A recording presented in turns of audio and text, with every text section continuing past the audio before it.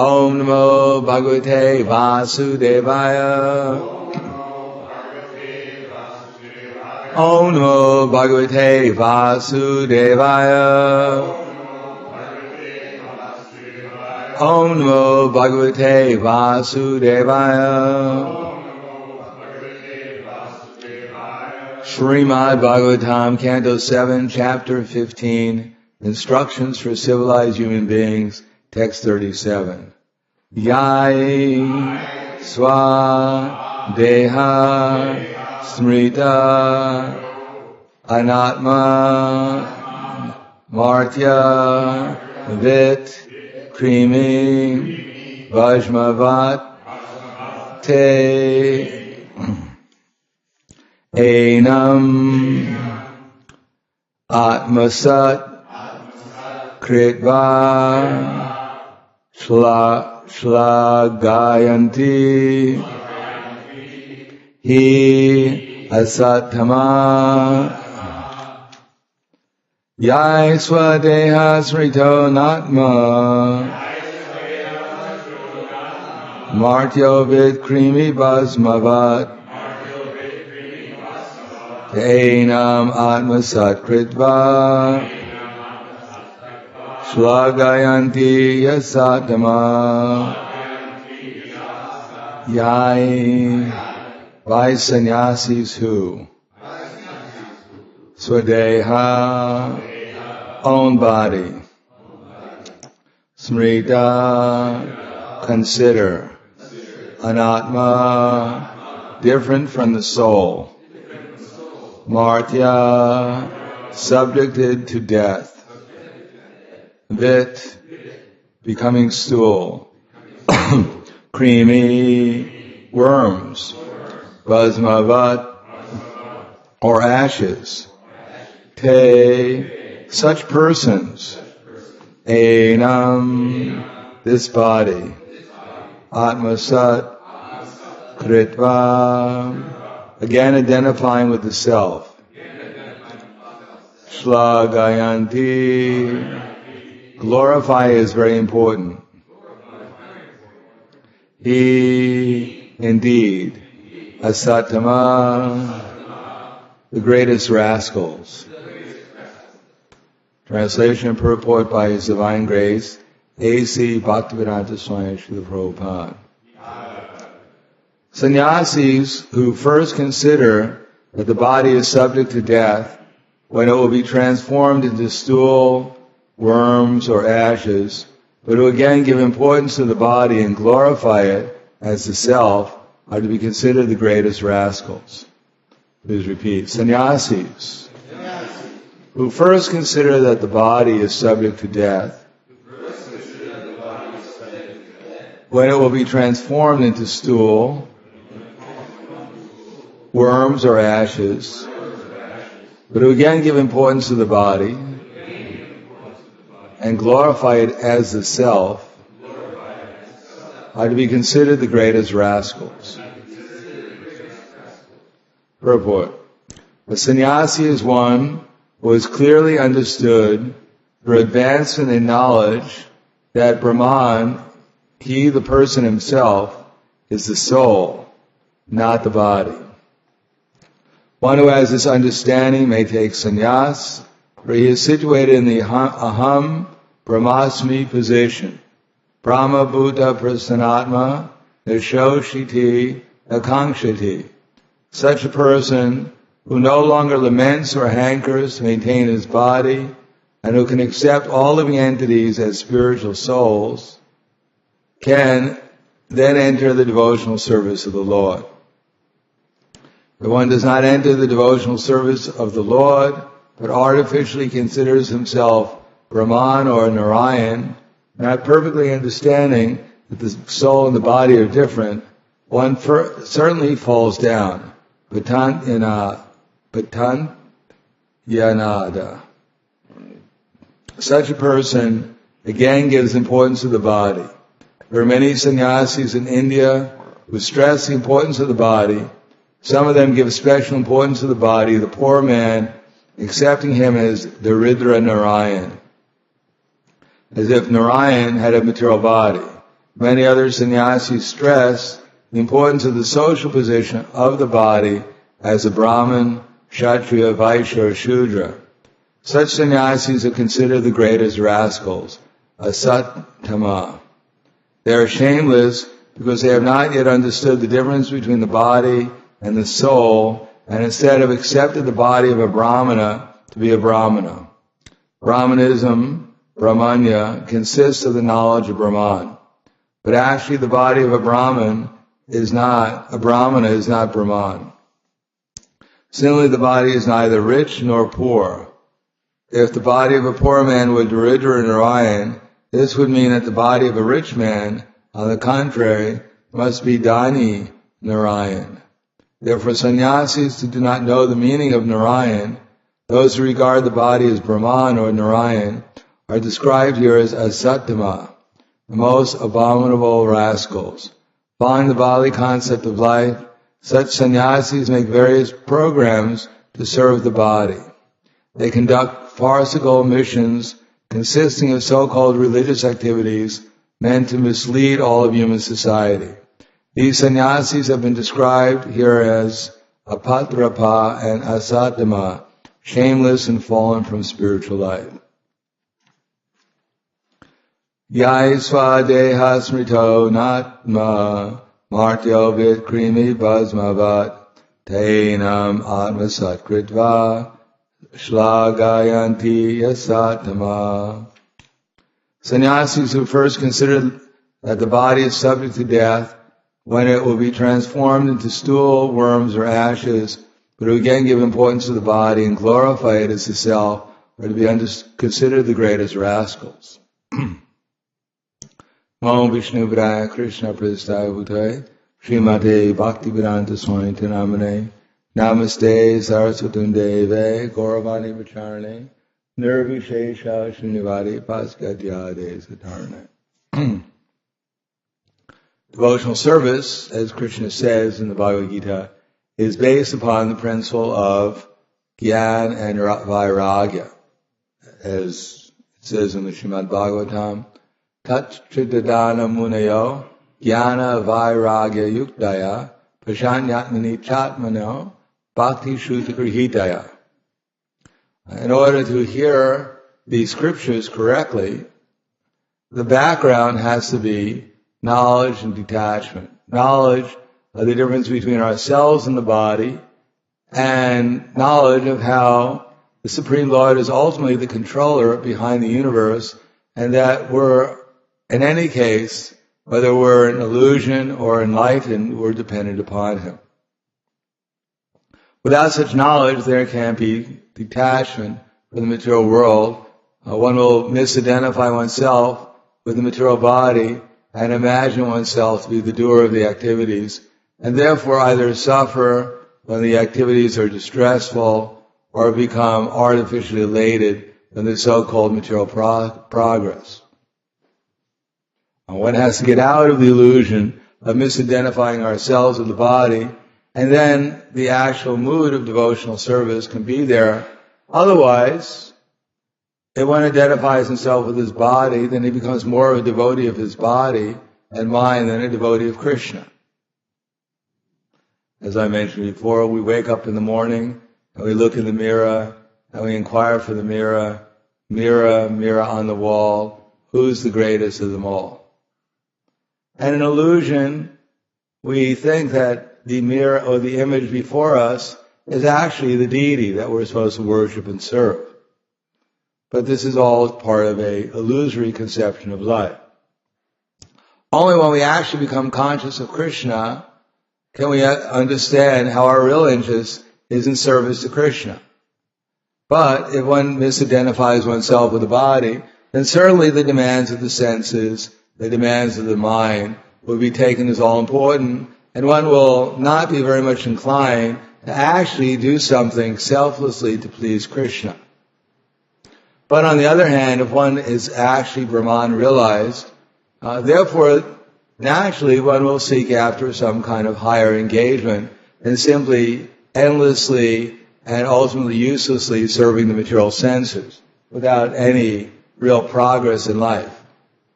Prahlad Maharaj said, Vatirna Krishne parataksato va mito vipadyeta grihavratanam adanta govira vishitam tamizram punat punas charvata charvananam. People don't know that their real interest in life is to become Krishna conscious. They don't think about Krishna because they don't think it's very valuable. But they don't know that their attempts to solve the problems of life will simply be futile. Everyone feels uncomfortable in material existence, and whether individually or collectively or by a combination of both types of efforts, everyone is trying to solve their problems. But we identify our problem as simply the situation of our material body in the material world in relationship to other bodies or in relationship to the material energy. Therefore, in the material concept of life, one believes that if the body is healthy and strong, one's life is perfect. Or if one has a nice family, or lives in a nice community, or lives in a strong nation, or identifies himself as a philanthropist for all living entities, one believes that one's life is nearing perfection. But because it's all based upon a mistaken identity with the body, therefore there is no real progress in life. Instead, adantago viravishitam tamizram, one will simply, time after time, body after body, attempt to solve the problems of material existence and try to find some temporary comfort here, which will ultimately be destroyed at the time of death. As mentioned here, at the time of death, this body which we love so much, if it's buried, then it'll be eaten by worms and turned into stool. Now, it may be a very beautiful body, everyone wants to embrace it, but when it turns into stool, who will want to embrace it? And if it's burned, then it turns into ashes. And if it's thrown to the vultures, then it also turns into stool. So stool, ashes, or eaten by insects. So this is the destination of the body which we're serving so nicely, trying to take care of it. But if one can understand the actual value of the body, that is, it can be utilized in Krishna's service, and by such utilization can help liberate the soul, ourselves, from our material conceptions of life. Then the body becomes a valuable instrument to be utilized for actual real progress, which is to liberate the soul out of the material concept of life. But there are certain qualities one has to develop. Even before Krishna comes to the verse, Brahma-bhutah prasannatma, first he explains how to work in the mode of goodness, workers in the mode of goodness, knowledge in the mode of goodness, intelligence in the mode of goodness, happiness in the mode of goodness, determination in the mode of goodness. One has to come to the mode of goodness, one has to acquire real knowledge. So one's determination, one's consciousness is aimed at spiritual awareness. If one doesn't have sufficient awareness of oneself as a soul, then naturally one's interest will be divided, maybe between the body and oneself, or maybe simply dedicated to the body without really any real idea, conception of the real self.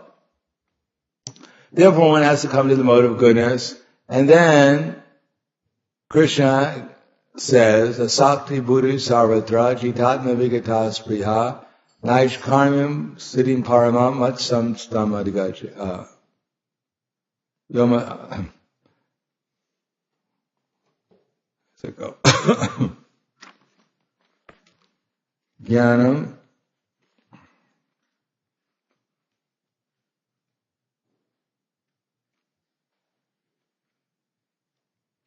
asakti buddhi sarvatra jitatma vigata spriha naishkarmam siddhi paramam sannyasena dikachiti. One who is self-controlled and unattached, who disregards all material enjoyments, can by practice or renunciation, can obtain by practice or renunciation the highest perfect state of freedom from reaction.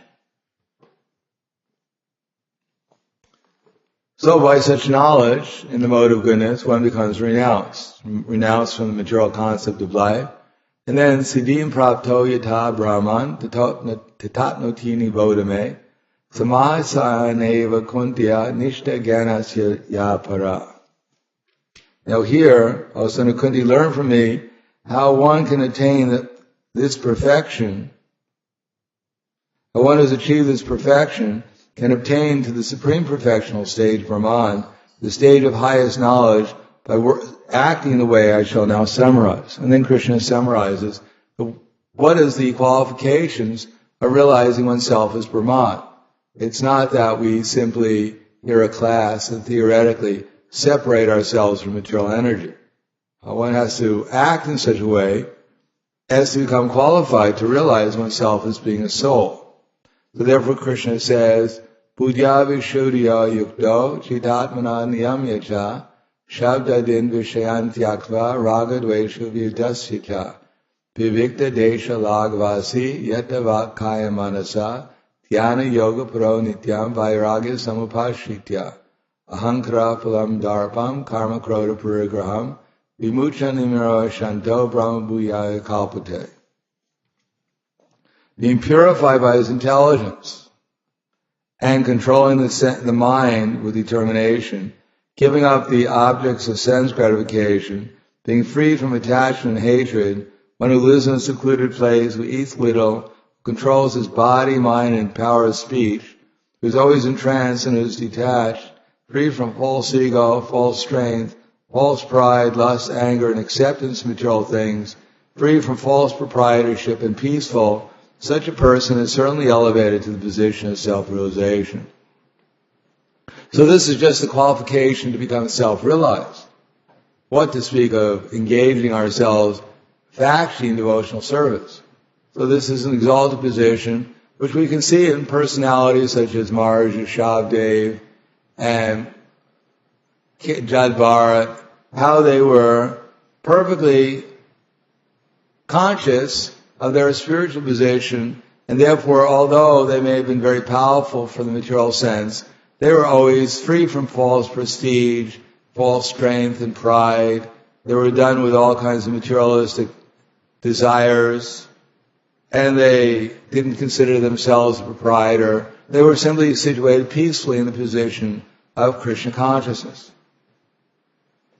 And therefore, first thing it mentions here, being purified by intelligence. Therefore, hearing the scripture has to be done in a reverential way so that we can appreciate the value of the knowledge that the scripture is giving us. So that our intelligence actually becomes purified. And as it explains the different levels of devotional service, how to go from one level to the next, we have to evaluate carefully our own position and then see what's necessary to make progress towards the next level of consciousness. Otherwise, we may not be very systematic in our approach, and therefore sometimes it may appear that we make progress, and sometimes it appears that we fall back. So one has to become purified by one's intelligence, understand things clearly, so that one can know clearly how to make steady progress towards Brahman realization, towards realizing ourselves as souls, and not becoming distracted by Maya's allurements for so-called material happiness. On the other hand, those who take sannyas, but are still attached to these material concepts, Prabhupada writes, patanty daridra-narayana yushmarangreyaha. Apparently they may be in a very exalted position from the external point of view, but because they still accept their body as their selves, or others as their body, or take the body as especially significant, and the designations attached to the body. Therefore, either they can't make any progress in actual spiritual realization, or they simply fall back to materialistic activities. They may even advocate that eating chicken is alright. Although they claim that the goat is Narayan, or the poor man is Narayan, and they feed goat Narayan to poor Narayan, daridra-narayana. But they don't think that actually the chicken is also Narayan. So why are they eating Narayan? So their knowledge is not very advanced, their activities are not very advanced, and they don't make any progress towards liberation from the material concept of life. We may be materially well situated from the external point of view, but unless one becomes liberated from the material concept of life, then his life is said to be a failure. And without becoming liberated from the material concept of life, then one cannot actually have the right mood of purely loving Krishna, because one will still be attached to gratifying the illusory desires arising out of one's conditioning. But as soon as one becomes liberated from the material concept of life, then one can actually begin to concentrate his endeavors to please Krishna, and in such concentration, one actually comes to the higher stages of Krishna consciousness, from ruchi to asakti to bhava and eventually prema. But without such purification, one's conception of life, of one's realization of oneself, one will identify oneself partly perhaps as a soul and partly as a material body, and therefore one's tivrena bhakti yogena videta purusha para, one's force of steadily being on the path, as Krishna says, tad buddhyas, tad atmanas, tad nishtas, tad parayana, gatyantyamu Hudam avritin jnana nirduta kama shaha.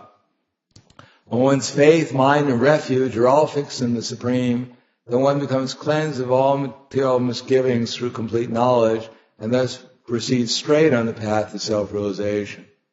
So when we actually become purified, then our endeavors can focus themselves completely in Krishna consciousness, and we can actually make progress towards reviving our relationship with Krishna.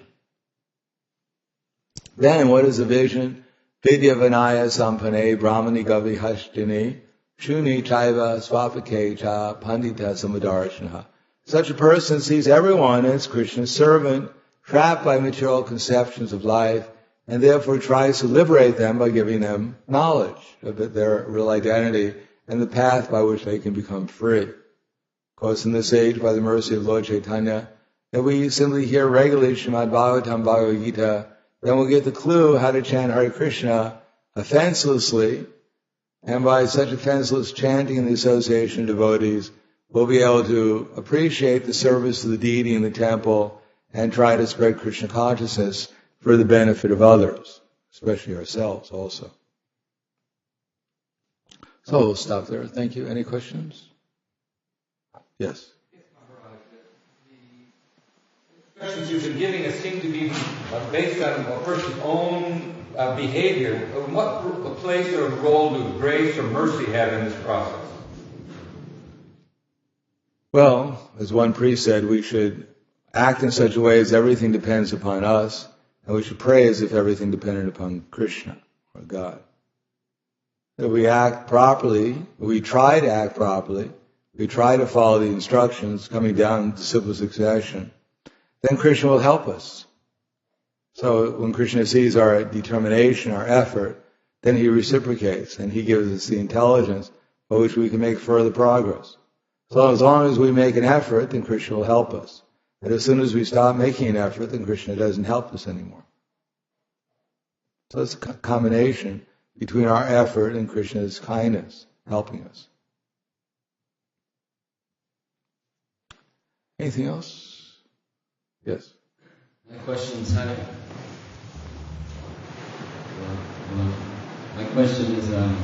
do you develop self-discipline? It seems like a lot of what you're describing is reliant on that, and I do not have any, or have very little. So, well, it begins with regular raga, dvesha, vimukta-istu, vishanindriyastaran, atma vaisya hridayama prasadam adhigacchati. By following the regular principles of freedom,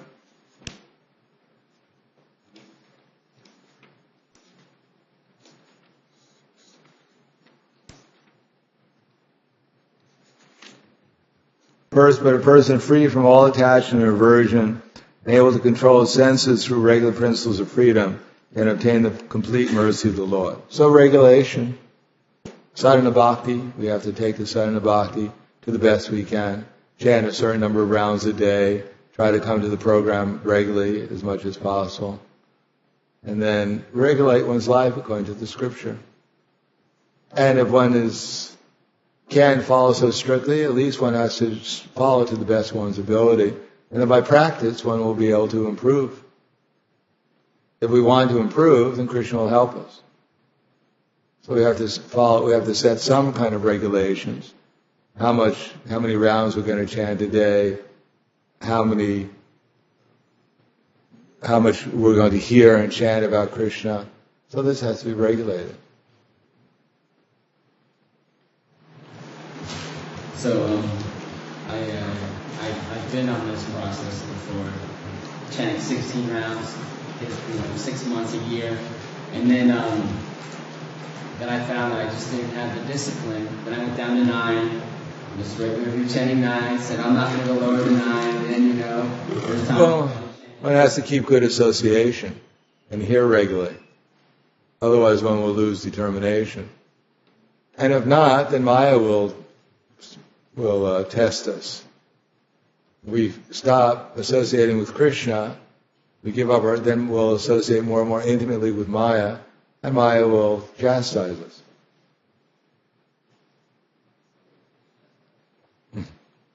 So if we don't learn by hearing, hopefully we'll learn by experience.